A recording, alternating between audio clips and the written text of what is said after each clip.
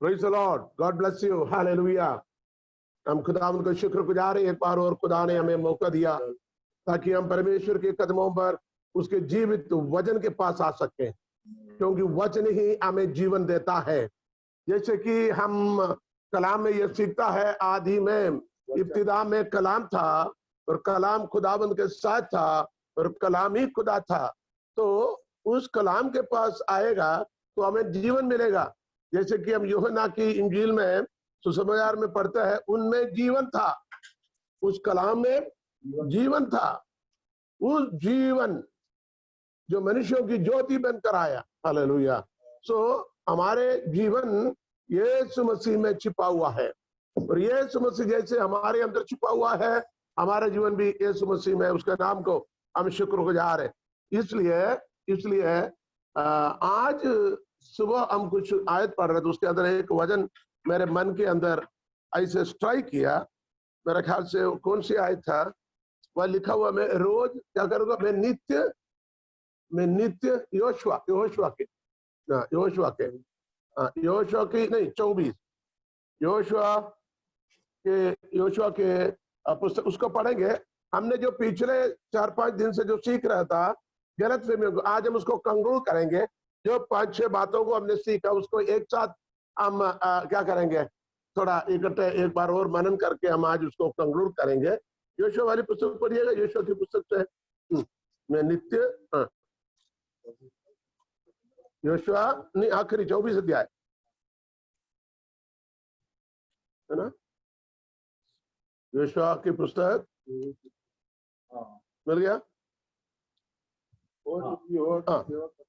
और यदि यहोवा की सेवा करनी तुम्हें बुरी लगे तो आज सुन लो कि तुम किसकी सेवा करोगे, चाहे उन देवताओं की जिसकी सेवा तुम्हारे पुरखा महानद के उत्पाद करते थे, और चाहे एमोरियों के देवताओं की सेवा करो जिनके देश में तुम रहते हो, परंतु मैं तो अपने घराने समेत यहोवा ही की सेवा नित्य करूंगा। यहोवा ही का सेवा नित्य करूंगा। हालेलुया। यहोवा की सेवा हमें नित्य करना है, यहोवा की आराधना हमें नित्य करना। हमारी अब तक का या 1-2 महीने पहले तक, जो कोरोना की पहले तक हम जो करके आ रहा था हफ्ता में 1 दिन, लेकिन कोरोना आने से हम नित्य खुदावंद के कदमों पर हम आ सके और उस जीवित कलाम को हम सीख सके। यूहन्ना की सुसमाचार उसकी 6वें अध्याय में हम ये पढ़ते हैं, 6वां अध्याय में ये पढ़ता है, यूहन्ना के 6वें अध्याय में क्या पढ़ते हैं, वहां पर बहुत बड़ी गहराई से इस विषय के बारे में खुदावंद यीशु मसीह स्वयं हमें सिखाता है। हालेलुया। उसकी 35वीं आयत, यीशु ने उनसे कहा, जीवन की रोटी मैं हूँ, जीवन की रोटी मैं हूँ, जो मेरे पास आता है कभी भूखा ना रहेगा, वो कभी भूखा ना होगा, और जो मुझ पर विश्वास करता है वह कभी प्यासा नहीं होगा। देखिए, विश्वास करने वाला कभी भूखा नहीं होगा और प्यासा नहीं होगा। आज एक बात और मुझे स्ट्राइक किया था, जो हम मूसा के विषय में सीख रहा था, मिलाप वाला तंबू के विषय में, वहां पर एक बात था, वो मेरे कदमों पर नित्य रोटी को नित्य चढ़ाया करना। एक आयत मुझे याद है, आज हमने पढ़ा था, लेकिन बहुत सारे आयत पढ़ा, तो उसके अंदर कौन सी हमें देखना पड़ेगा। तो वहां लिखा हुआ नित्य मेष के ऊपर नित्य रोटी को चढ़ाया करना, नित्य। देखिए निर्गमन के अंदर है ना, 25 अध्याय में मेरे ख्याल से वहां लिखा हुआ नित्य चढ़ाया करना। नित्य हर दिन हम खुदावंद के कदमों पर क्या करना है, धूप पीर, वहां मेष के बारे में लिखा हुआ है, वहां हम देख लेंगे, 1 मिनट देख लेंगे। 25 वहां लिखा हुआ रोटी के विषय में जो लिखा, उसके शीर्षक में लिखा हुआ है, वहां मेरे स्ट्राइक किया, मैं उसी वक्त बोलने वाला था, पर मैंने सोचा चलो अपन बाद में उसके बारे में मनन करेंगे। वहां खुदावंद कहता, मेरे मेज पर नित्य क्या करना है, रोटी को, तो सोने के दीवट और मेष के बारे, और मिलाप वाला तंबू, अमेरी के वेदी, सिंहासन के आंगन, दीपक का देखेगा, याजकों की पवित्र वस्त्र, एपोद, सीनाबंद पाया, अन्य याजकी वस्त्र।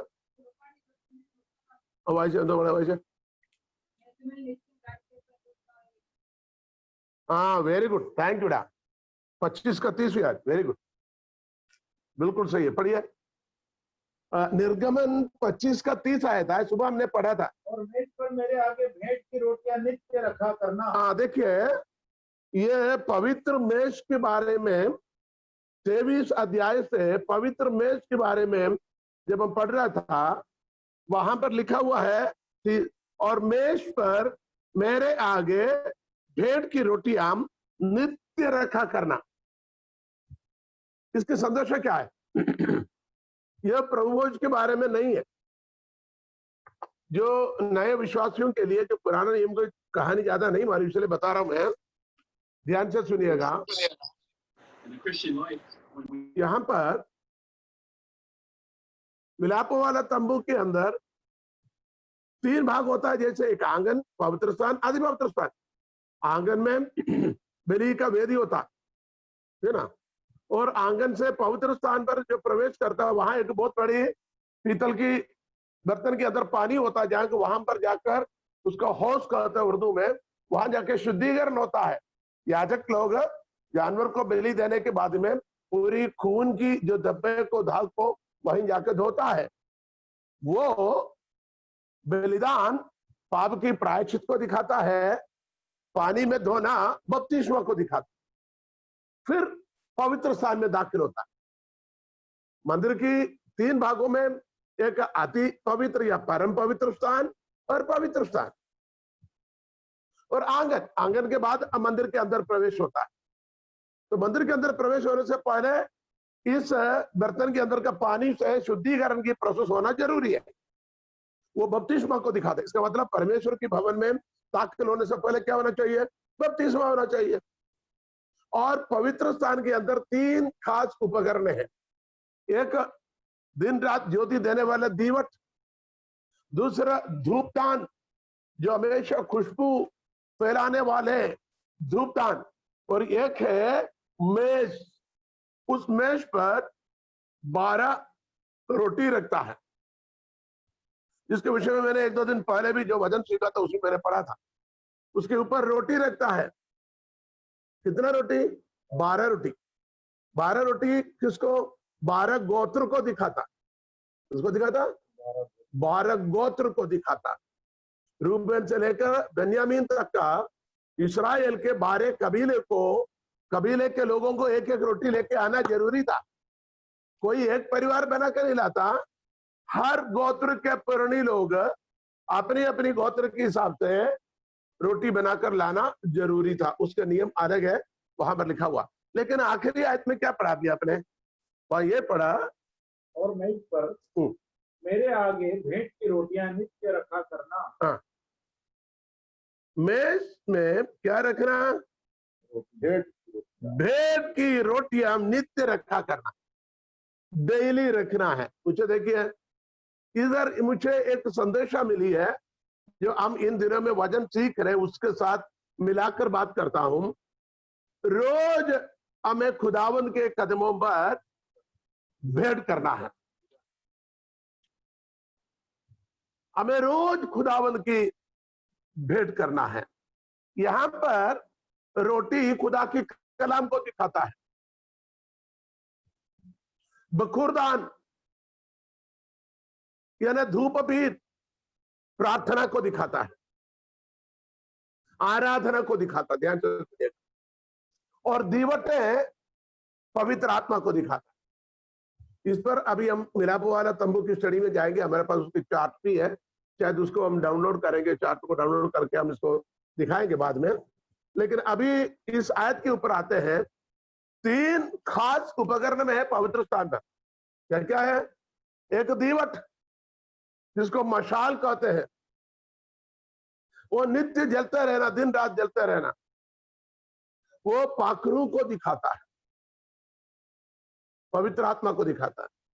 और सबसे बीच क्या रखता है?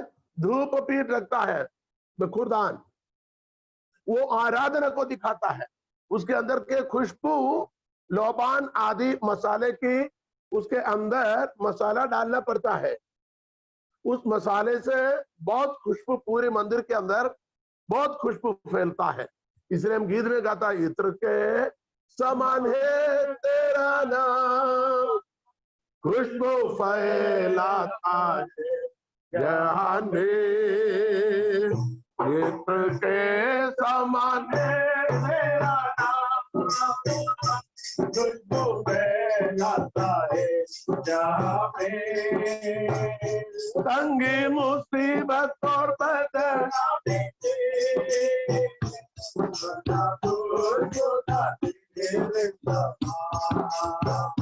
संगी मुसीबतों,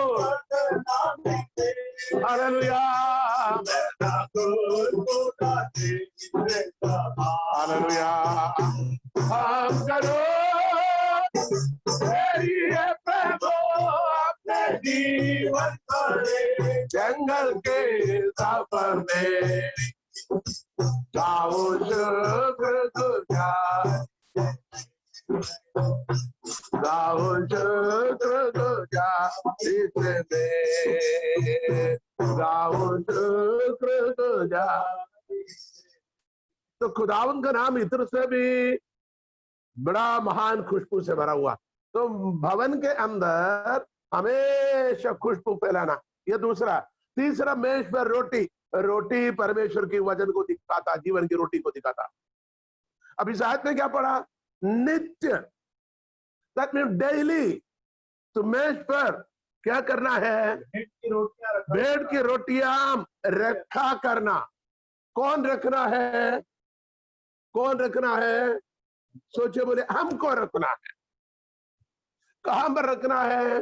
परमेश्वर की भवन में, हुजूरी में रखना है। इसका संदेश अभी क्या है? अभी हम सोचते हैं खुदा, एक गीत गाते हैं, अब गाना नहीं, खाली दिलों को लाते हैं हम, खाली दिलों से आए, दे दे दे दे, हमेशा खाली से आते, दे दे दे दे। इसके अलावा हम कुछ लेके आते करके कभी गाते नहीं। खुदा कहता है नित्य तुम ब्रेड की रोटी लाया करना। खुदावंद की हैकल में, खुदावंद की हुजूरी में जब आएगा, खुदावंद की कलाम जो खुदा ने आपको दिया है, इसके अंदर से जो आपको जीवन दिया है, जो आपको आनंद दिया है, जो आपको शांति दिया है, जो आपको तसल्ली दिया है, जो आपको इत्मीनान दिया है, जो आपको सकूनत दिया है, जो आपको चंगाई दिया है, उस कलाम को खुदावंद के कदमों पर लेके आना। नहीं समझा आपको? हमारे कलीसियाओं में एक विधि होता है गवाही बोलने का। अपने इधर गवाही के लिए जबरदस्ती करे तो भी एक दो बहने खड़े होकर बोलेगा हमारे आना ही गवाही है और खुदा ने हमें जीवित रखा, इतनी गवाही होती है। लेकिन केरला साइड में कंपलसरी सबको गवाही बोलना जरूरी है। उस गवाही के आखिरी में ये बोलेगा, परमेश्वर ने मुझसे बातचीत किया हुआ एक वचन को मैं पढ़ना चाहता हूँ, प्रभु ने मुझसे आशीष किया हुआ वचन को पढ़ना चाहता हूँ, प्रभु की आत्मा ने मुझसे जो बात किया था उस वचन को मैं पढ़ना चाहता हूँ। मैं पिछले हफ्ते में वचन पढ़ रहा था, खुदा ने ये वचन से मुझसे बात किया, वो मैं पढ़ना चाहता हूँ। वैसे गवाही के आखिरी में उस आयत को पढ़ता है और उस आयत को कलीसिया में समर्पित करता है। किसको समझ आ गए? अभी मेरे मन के अंदर और एक खुदावंद इस वचन के साथ बिल्कुल सही है। तुम्हें नित्य क्या करना? जो तुम्हारे जीवन में प्रभु के वचन किस प्रकार कार्य किया, कौन सी वचन कार्य किया, उस वचन को खुदावंद की हुजूरी में आपको लेके आना है। हालेलुया। वो खुदा को खाने के लिए नहीं, जो भवन में लाने वाले रोटी खुदा नहीं खाता था, अर्पण खुदावंद के नाम से था, लेकिन वो खाता कौन था? मिलाप वाले तंबू के अंदर सेवकाई करने वाले याजकों को उस रोटी खा सकता है, उसका नियम ऐसा है। तो इसका मतलब हम स्वयं याजक लोग हैं, आमीन। हम राजपदधारी याजकों के समाज है। तो हमें क्या करना है? हमें रोज वचन मनन करना है, और वचन से खुदावंद आपसे जो बात करेगा उसको अंडरलाइन करना, उसको नोट बनाना है और गवाही में उस वचन को प्रभु के सामने, प्रभु धन्यवाद देते, जो वचन आपने हमें दिया है प्रभु मैं आपके हाथ में देता हूं। ध्यान से सुने, जब प्रभु भोज के समय पर प्रभु यीशु मसीह ने रोटी हाथ में लिया, किसने बनाया था हमें नहीं पता, शायद चेलों ने बनाया होगा या उनके परिवार लोगों ने बनाया हो। यीशु ने रोटी हाथ में लिया, परमेश्वर को धन्यवाद दिया, उसे तोड़कर अपने लोगों में बांटा। ध्यान से सुने, समझाए कि नहीं? तो रोटी यीशु ने स्वयं नहीं बनाया, बल्कि यीशु कहता ये तुम्हारे लिए तोड़ा जाने वाला मेरा देह है। अब रोटी परमेश्वर की वचन है, प्रभु ने ऑलरेडी हमें रोटी दिया हुआ है। इस रोटी को जो प्रभु हमसे बात करता है या बात करना है तो हमें खुदावंद की हुजूरी में लेके आना। खुदावंदा इस रोटी को मैं आपके पास रखता हूं, आप इसको बरकत दीजिए, आप इस पर आशीष दीजिए, आप इसके द्वारा हमसे बातचीत करें। और खुदावंद क्या करेगा, अपनी उस बरकत से मामूर करेगा और हमें तोड़कर बांट कर देगा। हम उस कलाम को ग्रहण कर हम कुव्वत पाता है, ताकत पाता है, जीवन पाता है। इसलिए यीशु मसीह कहा, जो नक्शे में क्या पड़ा था, स्वर्ग से उतरा हुआ जीवन की रोटी मैं हूं। आमेन, हालेलुया। जीवन की रोटी मैं हूं, पढ़िएगा। जीवन की रोटी मैं हूं, जो मेरे पास आता है वह कभी भूखा ना होगा। मेरे पास आएगा वो कभी भूखा ना होगा, और जो मुझ पर विश्वास करता है वह कभी प्यासा ना होगा। विश्वास करता है वो कभी प्यासा भी नहीं होगा, भूखा भी नहीं होगा, प्यासा भी नहीं होगा। हालेलुया। अब आप लोग पढ़िएगा उसकी 47 और 48 आयत पढ़िए, 49, 50, 47। कहता हूँ जो कोई विश्वास करता है, जो कोई विश्वास करता है जीवन उसी का है, आनंद जीवन उसी का है। आगे, जीवन की रोटी मैं हूँ, जीवन की रोटी मैं हूँ। तुम्हारे बाप दादाओं ने जंगल में जो मन्ना खाया, तुम्हारे बाप दादाओं ने जंगल में मन्ना खाया, वो मर गए। यह वह रोटी है जो स्वर्ग से उतरती है, ताकि मनुष्य उसमें से खाए और ना मरे। मनुष्य उसी में से खाए और ना मरे। Hallelujah, hallelujah. आगे नीचे पढ़े, उसको पूरा करें। जीवन की रोटी जो स्वर्ग से उतरी मैं हूँ, यदि कोई इस रोटी में से खाए तो सर्वदा जीवित रहेगा। और जो रोटी मैं जगत के जीवन के लिए दूंगा वह मेरा मांस है। वह मेरा मांस है, मेरा शरीर मेरा मांस है। तो परमेश्वर के वचन जो रोटी के दृष्टांत में कहा गया है, तो रोटी आज हमारी संदेश ये है, जो आज दिन में सुबह की हमारी आराधना के दौरान याद मेरे मन में स्ट्राइक किया। तो नित्य हमें रोटी को प्रभु के हुजूरी में लेके आना, रोज हमें कलाम को सीखना है, रोज हमें कलाम को पढ़ना है, रोज उस कलाम को खुदा के हुजूरी में रखे। खुदा इस कलाम से मुझे बातचीत कीजिए, ये मेरे जीवन की तरक्की के लिए हो, मुझे आनंद जीवन की कारण हो, मेरे आत्मिक जीवन की उन्नति के लिए हो, मेरे साथ और लोगों का भी आत्मिक जीवन की उन्नति के लिए हो। खुदावंद ये कलाम को तेरे सामने सौंपता हूं। मुझे मालूम है, मेरे अनुभव के अंदर आपको बताऊं, कई बार जो हम तैयार होता वो वचन नहीं होता, कुछ और वचन खुदा प्रकट करता है। जब प्रार्थना के साथ खुदावंद की हुजूरी में खड़े रहता है, खुदावंद उस वचन पर इतनी बरकत डालता है, ऐसे ऐसे भेदों को खुदावंद प्रकट करता, जाहिर करता है, तो कभी हमने सपने में भी नहीं सोचा। और लोग कहेंगे अंकुल जी आज का वचन बहुत अच्छा था, बहुत नई बातों को हमने सुनने को मिला, पास्टर जी आज बहुत बड़ी मिस्ट्री आपने बताया, हमने कभी सुनने को नहीं मिला। क्यों? ये भेद, ये राज खुदावंद स्वयं प्रकट करता है। ये हमारी भेद नहीं है, ये हमारी सोच नहीं है। हम सिर्फ एक उपकरण है, जैसे माइक होता है कि नहीं, माइक्रोफोन जैसे, माइक्रोफोन अपने आप में बात नहीं करता, जो व्यक्ति बात करता है उसको बढ़ा कर लोगों के कान तक पहुंचाता है। तो संदेश यहाँ पर उसको मैं वाइंड अप करके हम आगे जाएंगे। संदेश है, we have to meditate the word of God daily basis. हमें रोज के जीवन में हमें एक वचनबद्ध होना चाहिए प्रभु के सामने। रोज हमें प्रभु के सामने प्रभु के वचन को लेके आना, पढ़ना, मनन करना, पढ़कर लोगों को सुनाना, उसी में से एक संदेश भी हमें तैयार करना है। हालेलुया। आपके आत्मीय जीवन की तरक्की की बात कर रहा हूं मैं। आप शुरू कीजिए, किसी पुस्तक से शुरू कीजिए, लगातार शुरू कीजिए। ऐसा नहीं हो कि एक ही जगह पर बार बार आए, बल्कि लगातार एक के बाद एक बात पढ़ते जाइए, उसको मनन करें थोड़ी देर के लिए, प्रभु के सामने रखे, और खुदावंद उस पर क्या डालेंगे? अपनी पवित्र आत्मा के अभिषेक से उसको मामूर करेगा और उसको स्वादिष्ट, अनुग्रहीत, बरकत के साथ, बढ़ोतरी के साथ हमें बांट कर देगा। हम उसी में से आशीष पाएगा और उस वचन को हम दूसरों को पहुंचाना। खुदा ने ये वचन से मुझे बातचीत किया, आप भी सुनिए, आप भी आशीष पाओगे। हालेलुया। नित्य खुदावन के हुजूरी में मेज पर रोटी को नित्य चढ़ाया करना।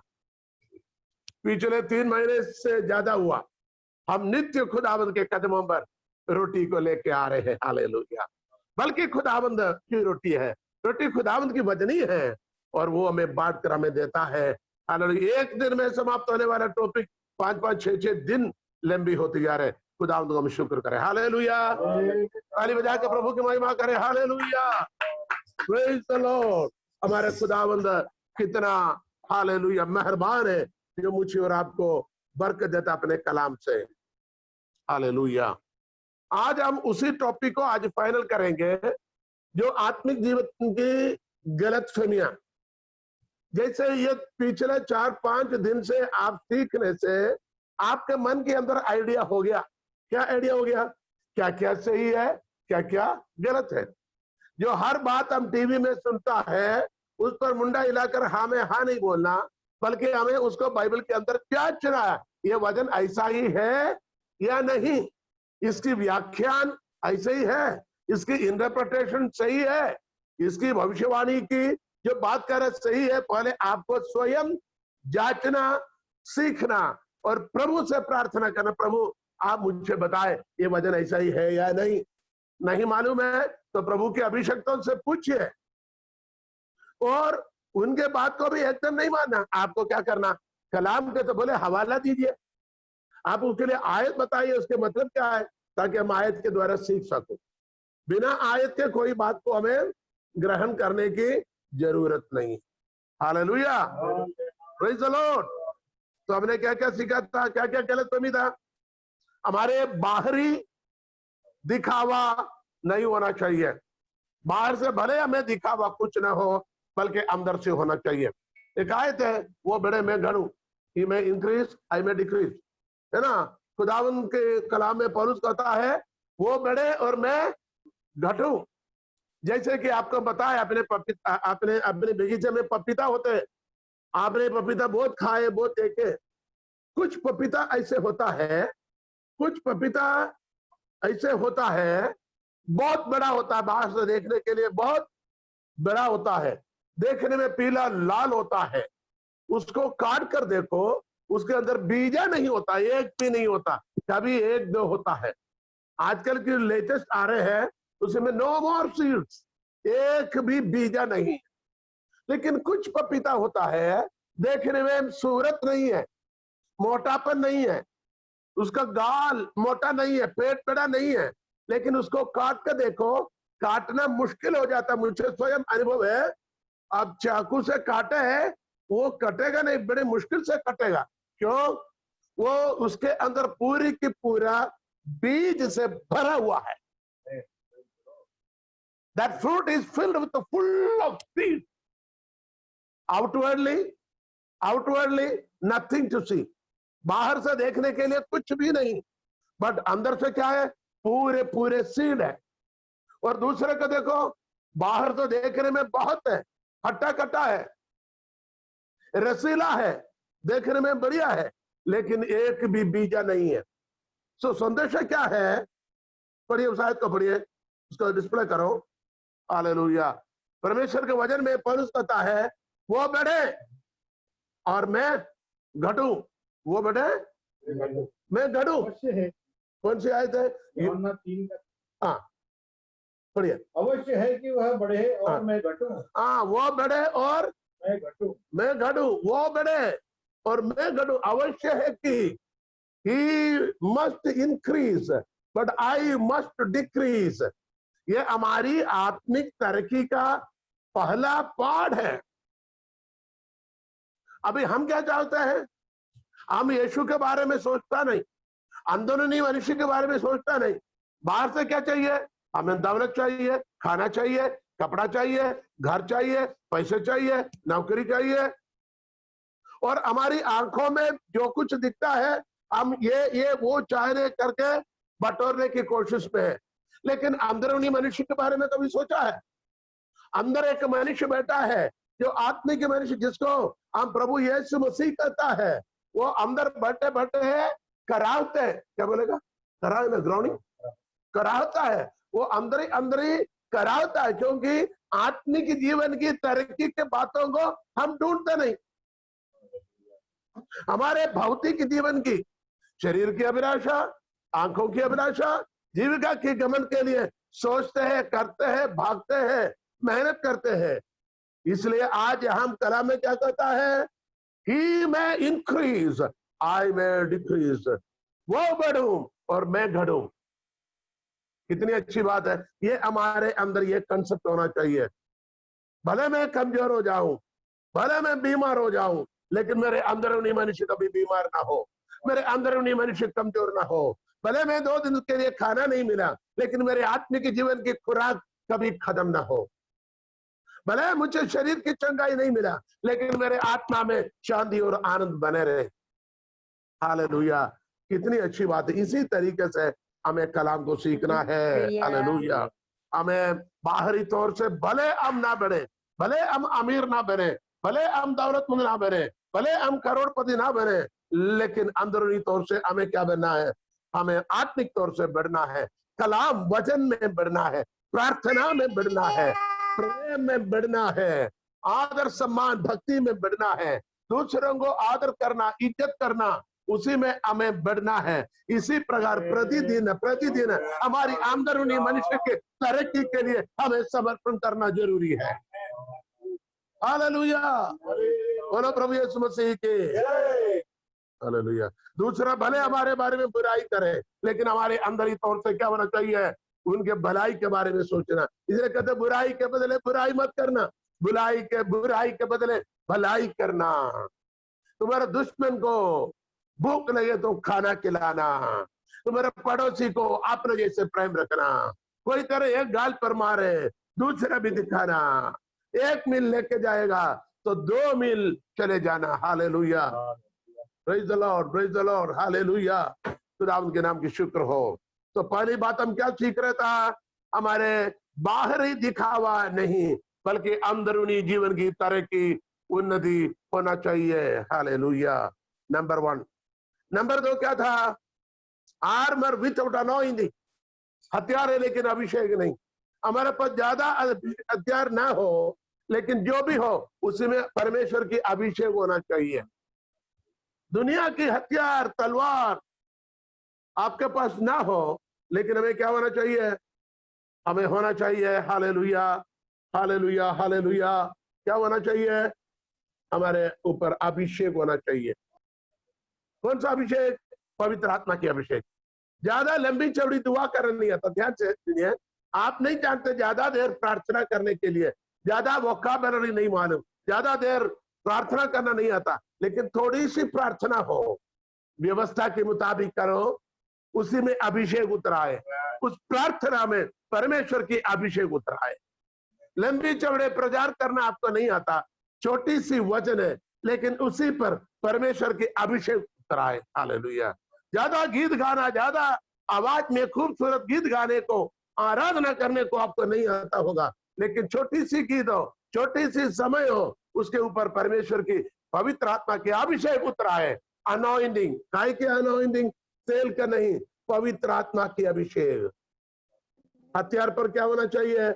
अभिषेक होना चाहिए। अभिषेक किया हुआ हथियार के साथ आप जाएगा लड़ने के लिए, आप पल भर में दुश्मन के तमाम ताकत को तोड़कर उसे खत्म कर पाएगा।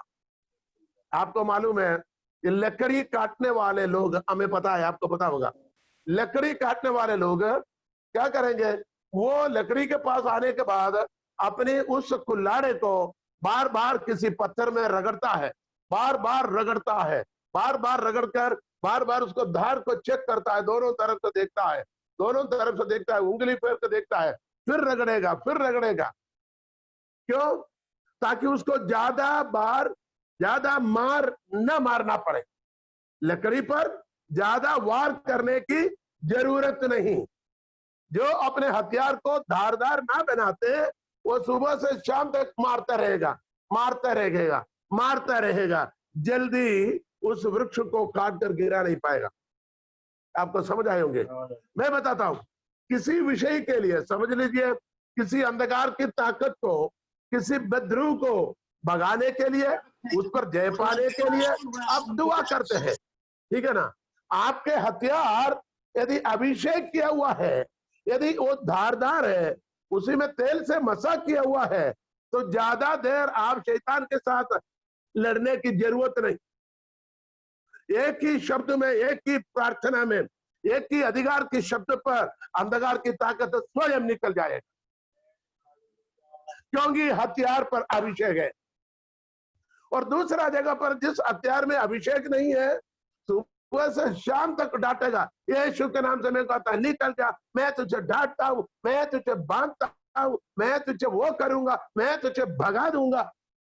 तुम डांटते रहोगे, वो नहीं जाएगा। क्यों? तुम्हारे हथियार पर अभिषेक नहीं है, तुम्हारी प्रार्थना में अभिषेक नहीं है, तुम्हारे धार में अभिषेक नहीं है। इसी पर एक उदाहरण मेरे मन में आ रहा है, मैंने बीच में एक आध दिन बोला था, लेकिन उस पर इसी तरीके से नहीं बता, मुझे पता है। यहोशू के पुस्तक में चलिए, यहोशू के पुस्तक में चलिए, 6वें अध्याय। यरीहो की दीवार गिराने के लिए जो गया, वो 6वां अध्याय में है ना। 6वां अध्याय के अंदर हमने कुछ दिन पहले कहा था, वहां खुदावंद ने एक आज्ञा दिया। आज्ञा यही था, उसके 3रे आयत, इसलिए तुम में जितने योद्धा हैं नगर को घेर ले और उस नगर के चारों ओर एक बार घूम आए और 6 दिन तक ऐसा किया कर। 6 दिन तक ऐसा ही किया करना। और एक और 10वीं आयत पढ़िए। और यहोशू ने लोगों को आज्ञा दी, जब तक मैं तुम्हें जय जयकार करने की आज्ञा ना दूं, जब तक मैं तुझे जय जयकार करने की आज्ञा ना दूं, तब तक जय जयकार ना करो। तब तक जय जयकार ना करो। और इसको जब हम पढ़ेंगे, आज्ञा 2 आज्ञा था, ध्यान से सुने। एक, आपको शहर के चारों ओर घूमना है। दूसरा, आपके मुंह को बंद रखना। ध्यान से सुने, आपके मुंह को बंद रखना, बंद रखना। आपकी पुस्तक में है, जबान एक तलवार है, टंग इज अ स्वॉर्ड, निकाल देना। तो वहां पर एक संदेशा है। यदि योशुआ ने परमेश्वर की आज्ञा के मुताबिक कहा, तुम लोग कोई भी आवाज नहीं करना, कोई बात नहीं करना, जुबान को बंद रखना। यदि इस आज्ञा ना देता तो क्या होता बताइए? यदि यहोशुआ के द्वारा परमेश्वर ये आज्ञा ना देता तो बताइए क्या होगा? निकलते बोलेंगे पादरी बीमार है, उसका दिमाग खराब हो गया, वो बोलते हैं शहर के चक्कर लगाओ, शहर के चक्कर लगाओ। चक्कर लगने से क्या शहर करते क्या? दुश्मन अपने आप को सरेंडर करते क्या? नहीं नहीं, ये पादरी को कोई दिमाग खराब हो गया, चलो इसको पकड़ के अस्पताल में लेके जाते हैं, ये मानसिक तौर से परेशान है। और पादरी के खिलाफ षड्यंत्र रचाकर दूसरा पार्टी बनाएगा, फूट डालेगा लोगों पे, और चलते चलते एक दूसरे से बात करेगा, थोड़ी सी बात करेगा, बुराई की बात करेगा। आयत मिल गया आपको?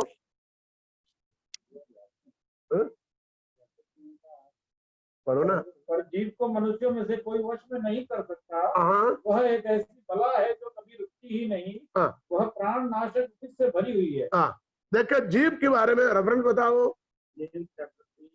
याकूब की पत्री 3 अध्याय 8वीं आयत में कहता है, जीव एक छोटी सी अंग है, ऐसा लिखा हुआ।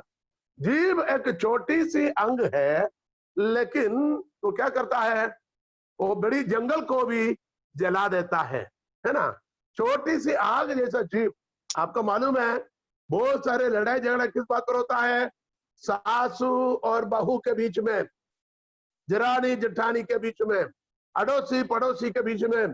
क्यों, जरा सी बात यहाँ से घुमाकर उधर, उधर से घुमाकर इधर आने से क्या हो जाता, बड़ी आग लगती है परिवारों में, खानदान टूटते हैं, रिश्ते टूटते हैं, पति पत्नी के तलाक, डिवोर्स होता है। क्यों, आग लगाते हैं। ध्यान से सुने, अब वापस आए, जुबान को बंद रखना, ये एक तरफ की उपास है। उपास के बारे में नहीं बता रहा हूं, ये एक तरह की उपास है, मुंह को बंद रखने का उपास। क्यों, इसी मुंह से ये 7 दिन इसका उसका चपरम चिपरम बोलकर, इसकी उसकी बुराई कर कर ये जुबान को अपवित्र करे और इसके धार को खत्म करे। इस जुबान के अभिषेक खत्म हो जाएगा। आप समझ रहे, मेरी बात समझ रहे? ये जुबान में अभिषेक होना चाहिए। अंधकार की ताकत इस जुबान से निकलने वाले शब्द पर घुटना टेकना है, तो इस जुबान पर अभिषेक होना चाहिए। जोर लगाने से, जोर से बोलने से शैतान नहीं भागेगा, बल्कि अभिषेक के साथ इस जुबान को इस्तेमाल करें। अभिषेक करने के लिए आपके जुबान को आपको क्या करना, लोक लगा कर रखना है। आलतू फालतू बातों में टिप्पणी नहीं करना, कमेंट नहीं करना, इसकी उसकी बातों में बड़बड़ बड़बड़ बड़बड़ बड़बड़ बड़बड़ करके बातें नहीं करना, पति के साथ, न पत्नी के साथ, न दूसरों के साथ। आलतू फालतू बातों में ये जबान डालकर मारामारी करने से इसके ऊपर की अभिषेक निकल जाएगा। समझ लीजिए, जुबान एक चाकू के तलवार की, लिखा हुआ जुबान तलवार है, तलवार के समान है। तलवार युद्ध में इस्तेमाल करना, उसको लकड़ी में भी लोहे में भी, जैसे बच्चों के हाथ में चाकू मिलेगा, क्या करेगा, वो लकड़ी पर भी मारेगा, पत्थर पर भी मारेगा, लोहे पर भी मारेगा, उसका धार खराब हो जाए। उससे फिर कोई सब्जी काटने को जाएगा, सब्जी नहीं कटेगा, बराबर नहीं कटेगा, और हाथ कटेगा। क्यों, उसका धार खराब हो गया। आपको बात समझ आ रहे हैं? यहां पर देखिए, हमारे जुबान को हम बंद रखने से उसके धार नष्ट होने से बच सकता है। आपने देखा, तलवार को खुला नहीं रखता, वो अपने म्यान में रखते हैं, सिर्फ काम के लिए निकालता फिर रख देता है। कई चाकू ऐसे होता है, उसको रखने की जगह होता है, जब इस्तेमाल करेगा दोबारा उसके अंदर रखा जाता है। विदेश में हमने देखा, लकड़ी के बना हुआ एक ऐसा होता है, उसके अंदर ढांचा होती है, ताकि चाकू निकाल दिया काटने के बाद में उसके अंदर रखता है। मुझे शुरू में अजीब से लगा, ये लकड़ी का बना हुआ छेद के अंदर क्यों रखता है?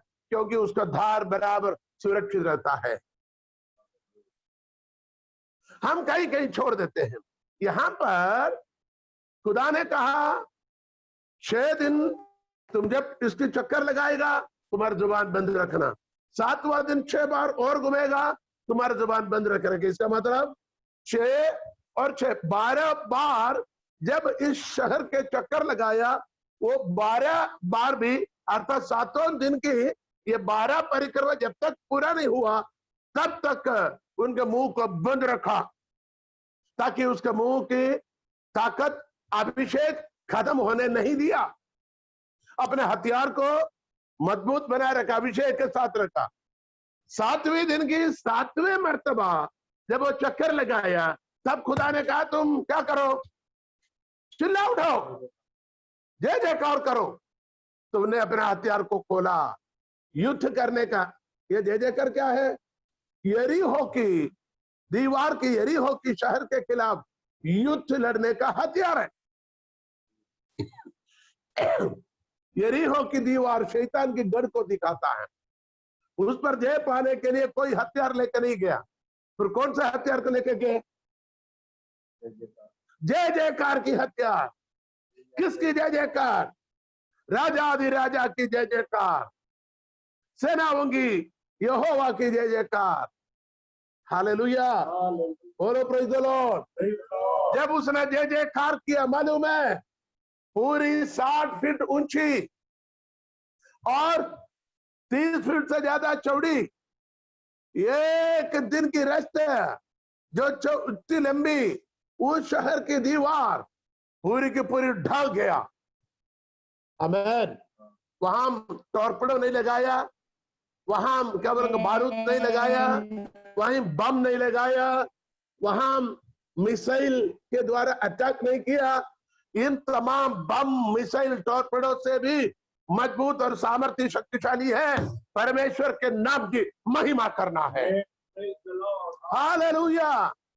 उन्हें यहोवा की नारा लगाया। किसी ने हमसे पूछा कौन सी चिल्ला उठे, कौन सी नारा लगाया? मैंने बोला उनका नारा यही था, राजा तेरी जय हो, सेनाओं के यहोवा तेरी महिमा हो, और हालेलुया के नारे लगाए होगा। और क्या? और किसको जय करने का? क्योंकि उनको मालूम है युद्ध यहोवा की है और यहोवा युद्ध करता है, तो सेनाओं के यहोवा उसके लिए जय जयकार किया। हालेलुया। इसलिए हम गीत गाते हैं, सेनाओं की यहोवा हमारे संग संग है, याकूब का परमेश्वर, सेनाओं का यहोवा, याकूब का परमेश्वर हमारा, सेनाओं का यहोवा,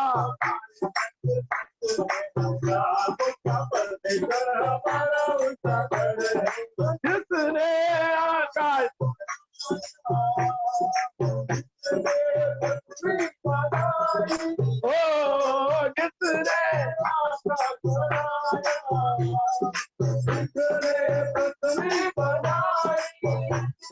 सर्वशक्तिमान ओ यहोवा हमारे संग, ओ सर्वशक्तिमान प्रभु ओ यहोवा हमारे संग। हालेलुया।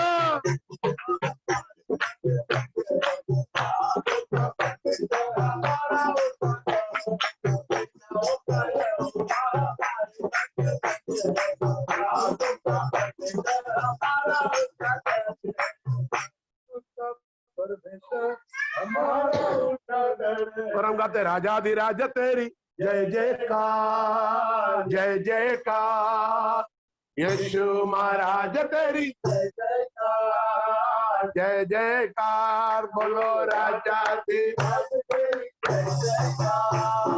जय जयकार।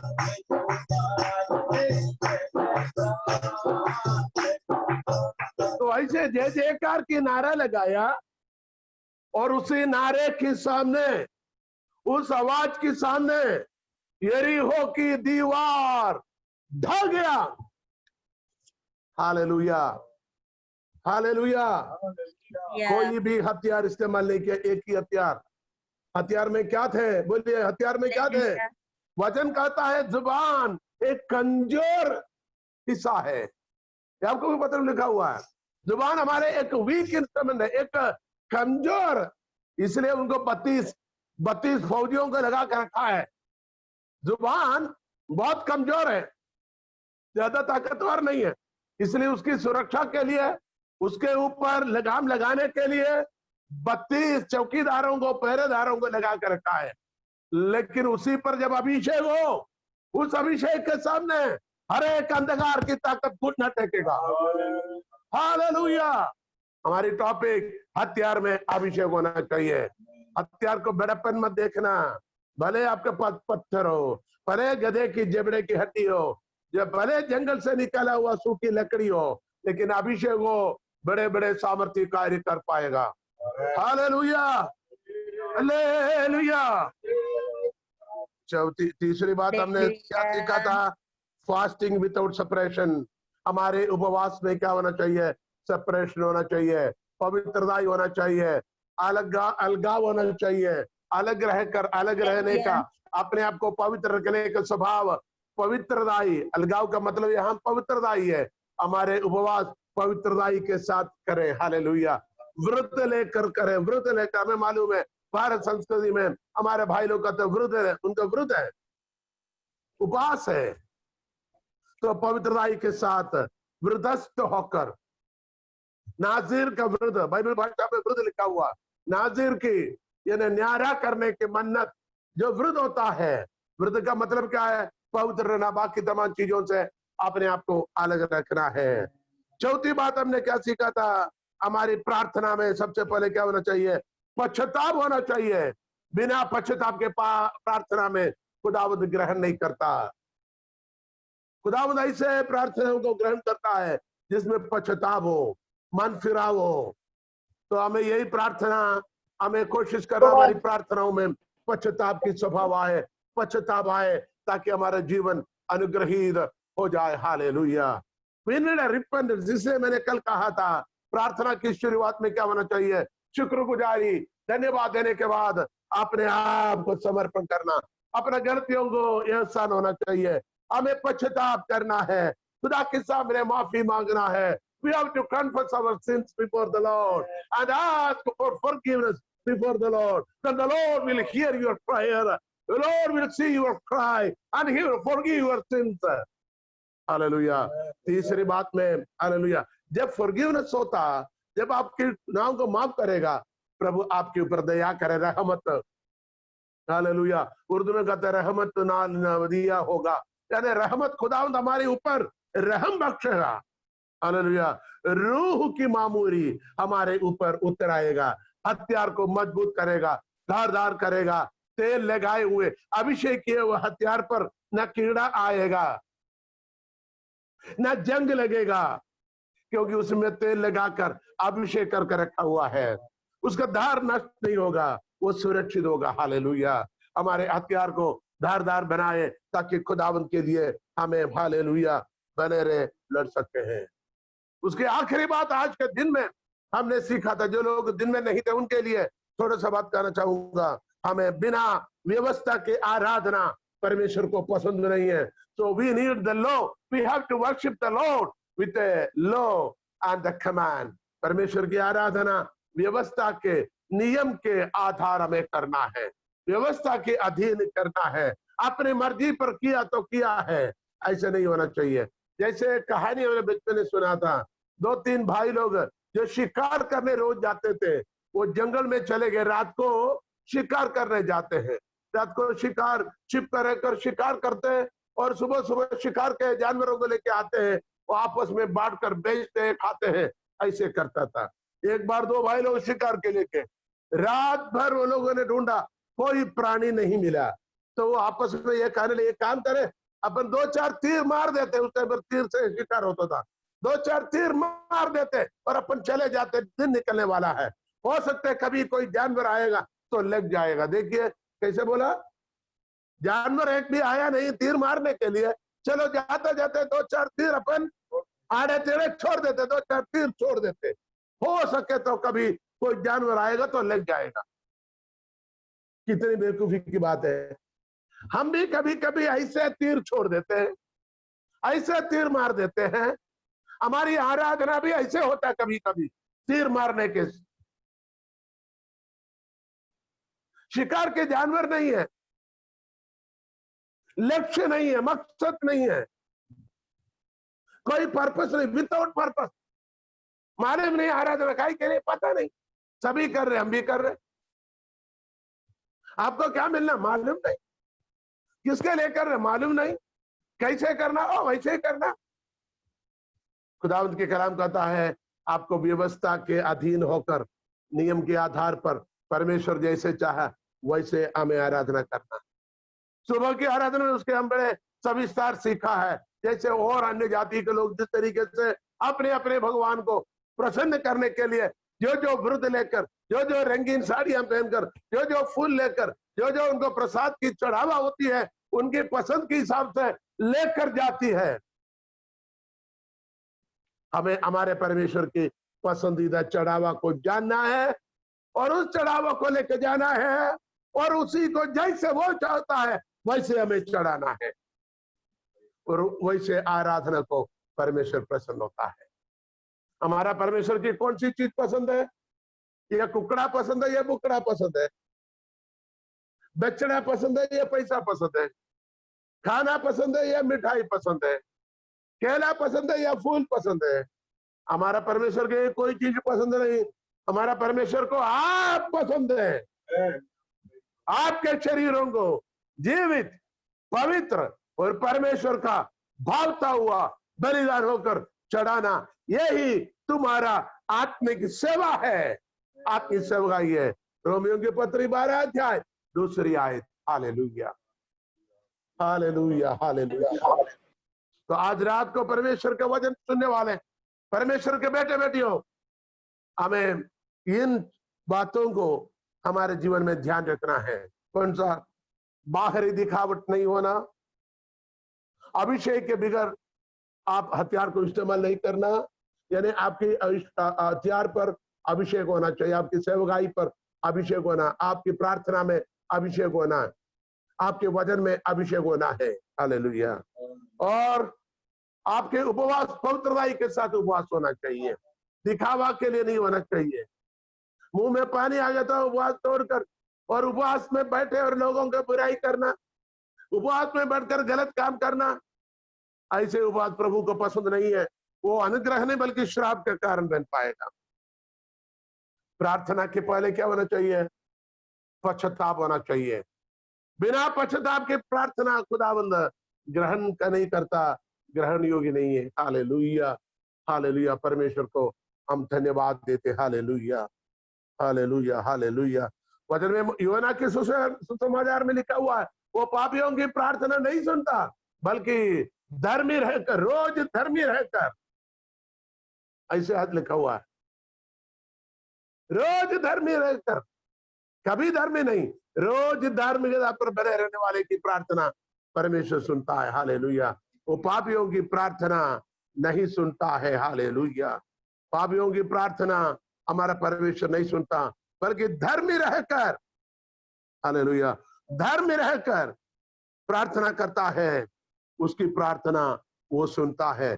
धर्मी रहने के लिए क्या होना चाहिए?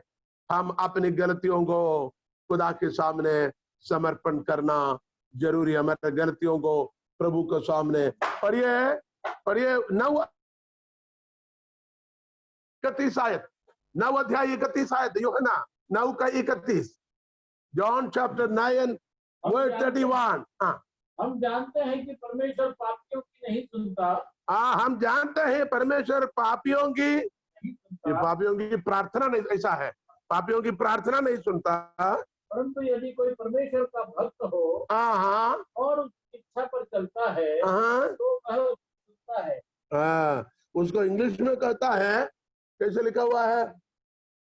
God heareth not sinners, but if any man be a worshipper of God and doeth his will, him he heareth.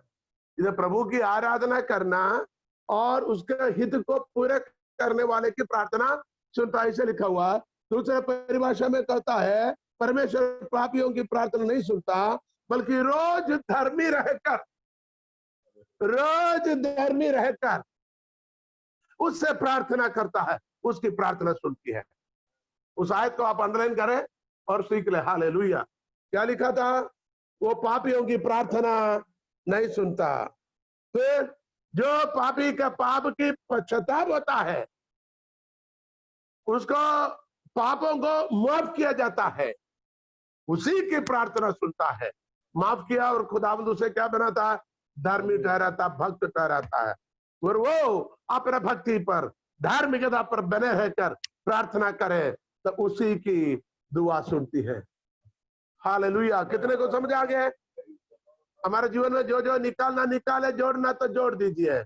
पापियों की प्रार्थना नहीं सुनता। आपके मन में भी पाप हो तो आपकी प्रार्थना प्रभु नहीं सुनता। यही तो प्रॉब्लम है, यही तो समस्या हमारे आत्मिक जीवन में। प्रार्थना कई सालों से कर रहे हैं, उपवास बहुत दिनों से कर रहे हैं, आराधना कई सालों से कर रहे हैं, लेकिन जिस तरीके से जवाब मिलना नहीं मिल पाता। क्यों? क्योंकि पापियों की प्रार्थना प्रभु नहीं सुनता। फिर किसका सुनता? परमेश्वर के भक्ति करने वाले। पापी नहीं, बल्कि क्या होना चाहिए? पवित्र होना चाहिए। पापी का पाप दूर होना चाहिए। कैसे दूर होगा?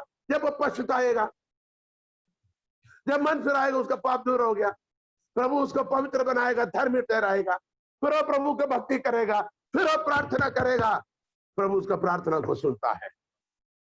हालेलुया। बोलो प्रभु यीशु मसीह के। हालेलुया। और हमारी आराधना परमेश्वर के वचन के मुताबिक होना चाहिए। आइए प्रार्थना में चले, इसके कंक्लूड करें टॉपिक को।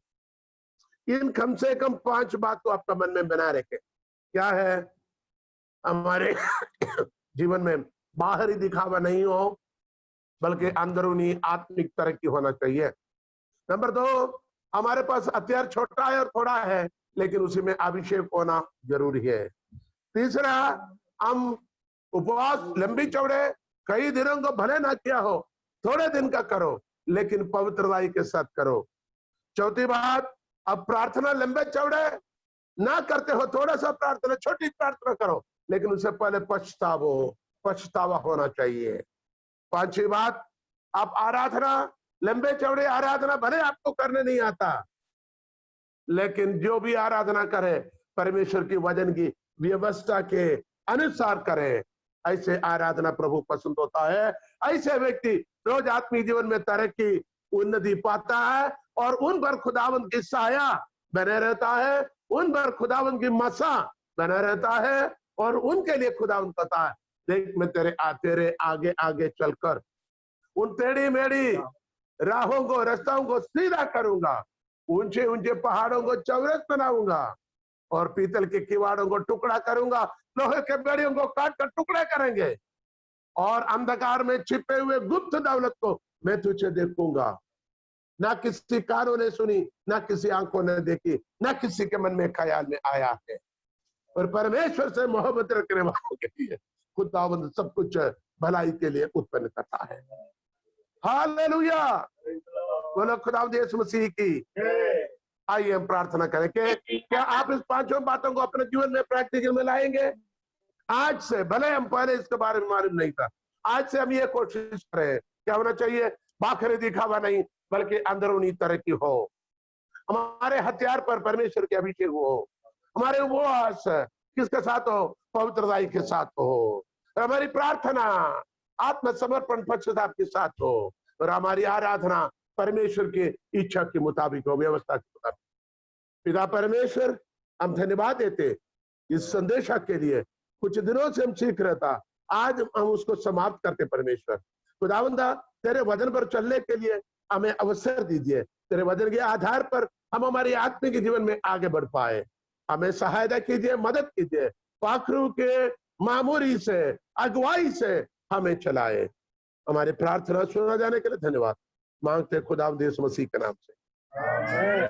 Hallelujah. Thank you for watching. God bless you. खुदावंद आप सबको बरकत दे। आमीन।